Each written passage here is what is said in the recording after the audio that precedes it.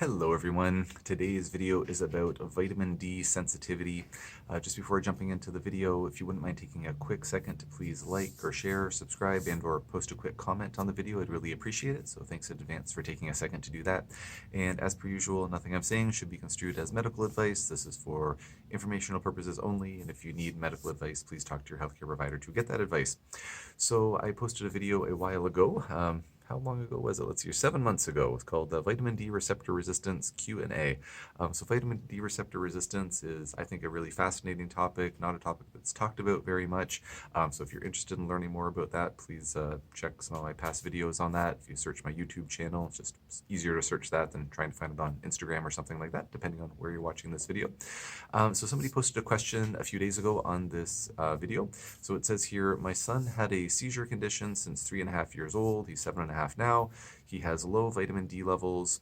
However, his condition gets worse, as well as rashes at night. As well as rashes and night terrors when he has vitamin D supplementation.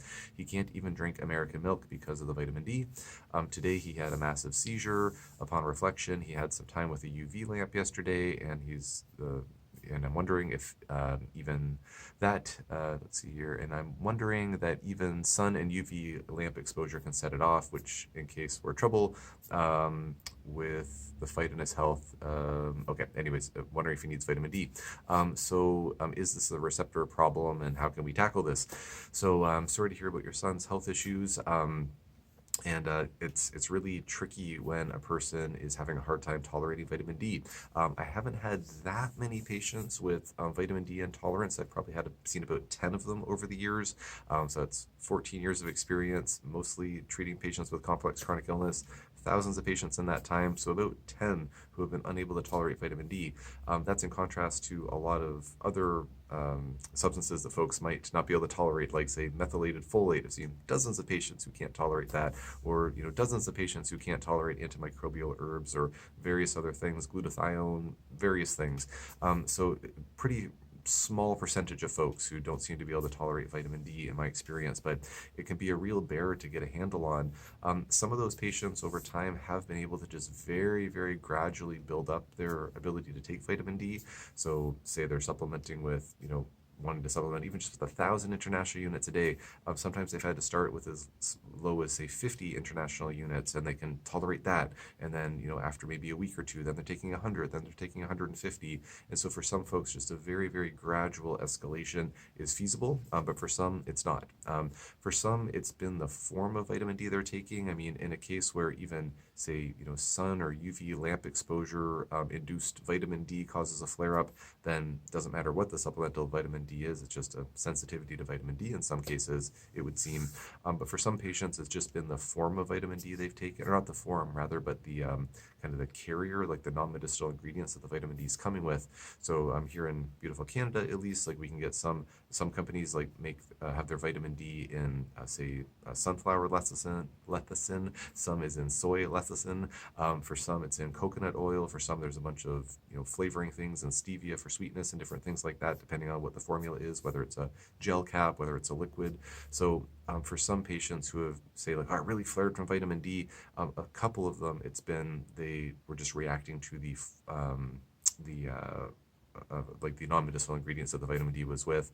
Had a couple of patients where they were able to tolerate vitamin D injections, but couldn't tolerate any oral vitamin D. Again, if a person's reacting to vitamin D from UV lamps or the sun, that's not going to do any good. That methodology won't be tolerated either, like the injection, but for some, it works when oral vitamin D is not an option. And that's true of certain other nutrients as well. Just as a point of interest, I've had a handful of patients where they can only tolerate injectable forms of things, and they can't tolerate the same thing orally, or they can tolerate it intravenously, but not orally. So anyways, that's kind of an interesting topic maybe to discuss in another video. Don't want to get too sidelined here. I've had a few patients where they were able to tolerate vitamin D as their ability to, as they became healthier in general. So they had trouble tolerating multiple things, including vitamin D, as they started to resolve their mold illness, their chronic infections or whatnot. They were gradually able to tolerate more supplements, including vitamin D. The one thing that I've seen with a couple of patients that's been helpful is taking a low-dose immunotherapy form of vitamin D. Low-dose immunotherapy, I've posted a number of videos about this over time. If you search my YouTube channel, again, let's look at low-dose immunotherapy in my name, and there should be some videos that pop up with that in the title.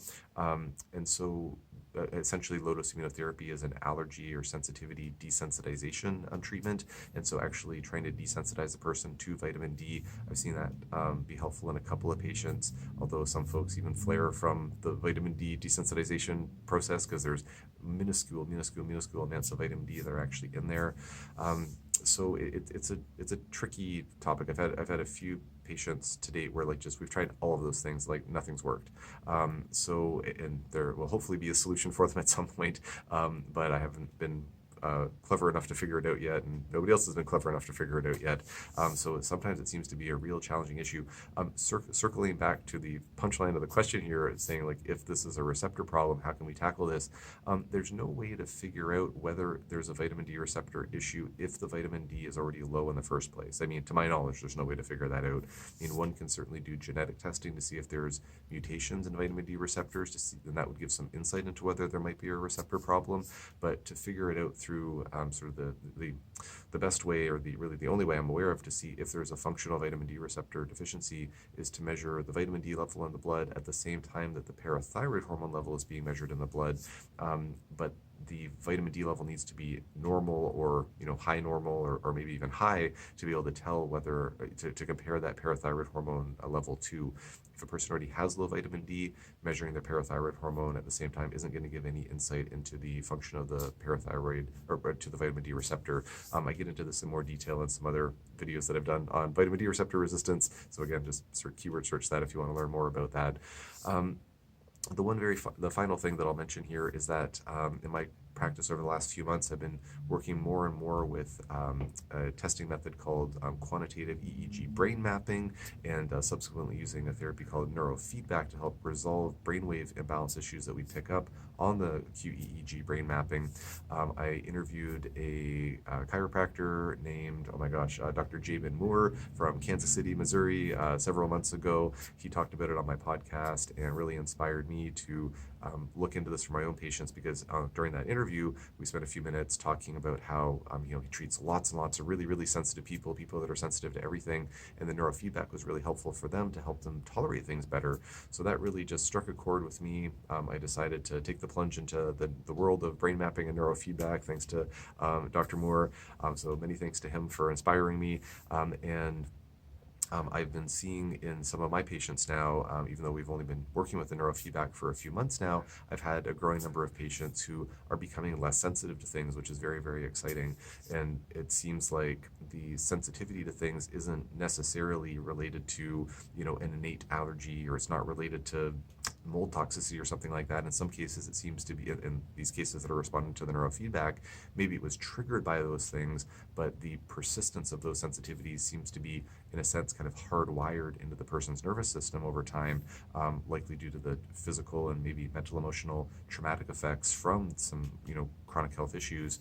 And that seems to lead to a sensitivity for, perpetuate sensitivities in some folks, and we can work to try to unravel that using the neurofeedback. So that's been an exciting intervention. I mean, in a case where there, if a vitamin D sensitivity was manifesting as early as, say, 3.5 years old, one would hope that individual did not have, a bunch of physical and or mental emotional traumas that maybe led to a hypersensitivity being kind of ingrained. It might be more just like a true blue allergy or something like that in a case like that. But again, it can be varied in terms of the cause, and then of course varied in terms of what the treatment's going to be effective. So thank you for the question. I hope that your son finds some answers for your son ASAP, and I hope that he's doing well very soon. If anybody has any questions or comments on this topic, please post it in the comment section below. And otherwise, I will leave it there for now.